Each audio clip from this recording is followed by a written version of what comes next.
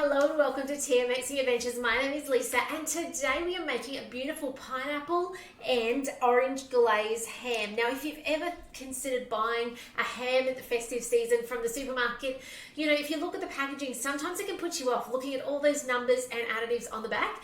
And let me today show you how easy it is to make your own glazing to go on the ham.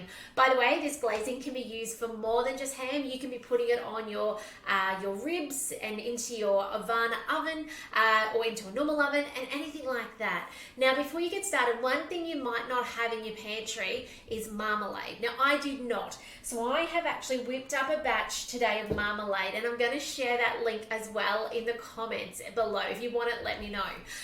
But didn't have it, don't buy it, don't really use it very often, and I found a recipe for it. As I said, I'll share it with you, but what is great about this recipe is it makes 2 jars this size. Now we don't need a full jar, let alone 2 jars. So we are in the festive season, so guess what you can do with that second jar? You can put a ribbon around it, put a tag on it, and there is the perfect Christmas gift for somebody. Okay, so there's a little hint. If you're looking for things to give to somebody who might be a bit tricky to buy for, it might be a neighbor, a friend, a staff member at the school, whatever it might be, marmalade might be something that you can easily do. It literally took 30 minutes from beginning to end. And when I say 30 minutes, like that's not 30 minutes of my time. That is in with some oranges quartered, in with a lime quartered, in with some water, cook it off for 10 minutes, come back, put sugar in it and cook it off for another 20 minutes and then jar it up. Like so simple, like so simple, all right? You guys can do that. So that's the marmalade. The rest you'll all have in your pantry. So let's get started. So first things first, it's going to ask for when I eventually get to the button is pineapple juice. Now I did have a tin of pineapples that I had used for another recipe and I kept the juice and I just freeze it. So then it's around when I need it. I'm not sure if I've got enough, but close enough will be good enough. I'll look, 100 grams, that'll do. Doesn't really matter. Here's that marmalade. Now it is hot still. Let's see if I can actually get it out of the jar without burning myself. 95 grams. You can see how that's thickening already. Woohoo, it's warm. In that goes. So marmalade, if you're not familiar, I wasn't familiar with marmalade, okay? I know my pop and my nana years ago used to use marmalade on sandwiches and toast and stuff, but I'm not particularly familiar with it. It literally is like a jam, an orange jam, okay, if you're not familiar. 2 teaspoons of soy sauce. I'm actually going to weigh that in because a teaspoon approximately is 5 grams. So I can do 10 grams of soy sauce and know that that's going to be about right. Obviously that can change a little bit depending, okay, a little heavy. Depending on, if you're using a honey, it might weigh more or less, probably more, things like that. So just most of the time it's right, but not always. Depends what liquid you're weighing. 1 tablespoon of maple syrup. I'm using my rice malt as that substitute because I've gone for, similar type, right? You could use honey, I reckon. That would be beautiful and work as well. But we used to use rice malt around here. And again, I guesstimated. You guys know I've been watching me for a while. I tend to use my really big container. I thought I wouldn't bring that in today. 1 tablespoon of brandy. I'm going to skip that. I don't have it. Just leave it out. It's going to be amazing without it, I'm sure.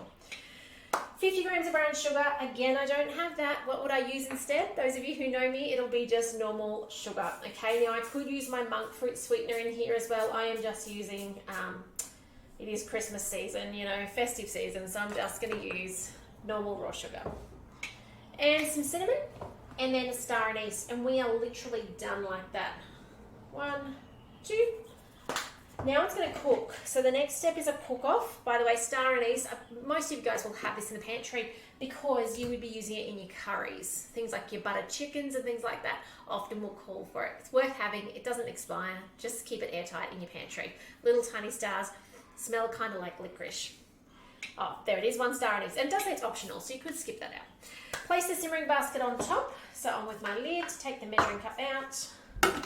And this is going to cook now for 20 minutes, 100 degrees, and off on speed 3. You can see that's 45 degrees. You can see how hot that marmalade was still inside.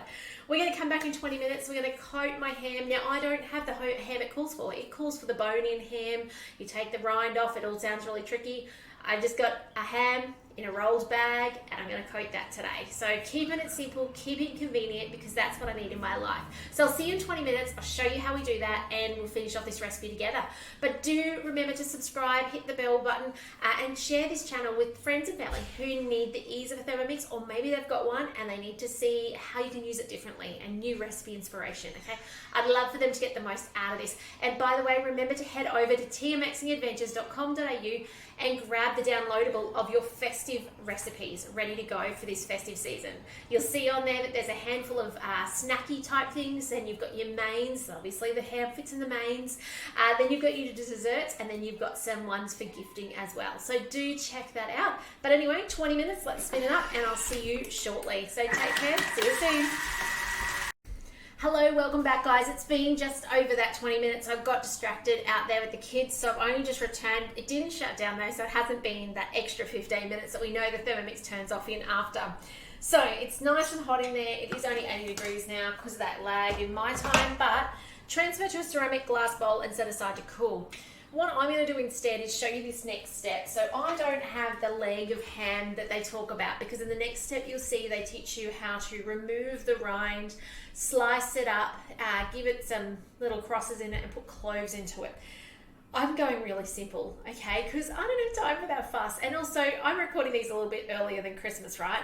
So that you are inspired for Christmas. So legs on ham aren't available at the moment. So instead, I've just got one that's like a rolled one. It did have netting on it, so if you look closely at it, I'll see if I can put it on the camera, you can see it's got the indents in it. That's from the net that I've just removed. I'm hoping it holds together in the oven. I'm fairly certain it will, but time will certainly tell. So all we're going to do is we're going to do it a bit different. So it tells you to place an oven shelf onto the lowest possible position and remove all the other shelves. Now that's on 180 degrees. There it is, 180. Set aside a rectangular baking dish. Okay, so I've just got one the size of my cut of meat. You can do the same. Using a sharp knife, cut around the bone, through the rind, approximately 10 centimeters from each end, and then very carefully remove that, and then do the same on the other side. So you can see there they've got a little picture. I know it's a bit glary on my screen, but there is a picture for you of how to do that process, okay?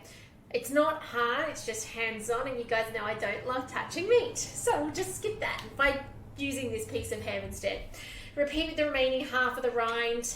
Score. So then you're left with the fat, and you're going to score it to make a pattern on top, and then you're going to actually put cloves in if you want. Well, actually, it hasn't said that yet, but you will. Transfer it to a rectangular baking dish. Brush a third of the reserved glaze over the ham. So I've got that beautiful glaze in there. I think you guys can see that. I'll just show you again. Look at that. It looks beautiful. It looks very, very, what's the word I'm after? I don't know. Beautiful. So now I'm going to pour this onto my meat. Let's see if I can spin you guys around. Just see me. Just wiggle things out.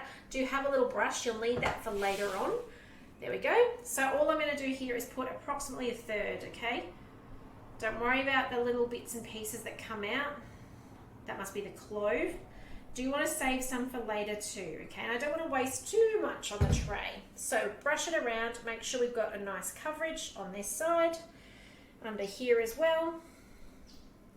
And then this is going to go in the oven. Now it's going to go in the oven, but we do need to baste it in the oven. That's probably one of the only, I guess you can say, downsides, is you do need to come back to baste it. I'm just putting some on the end here, the opposing end.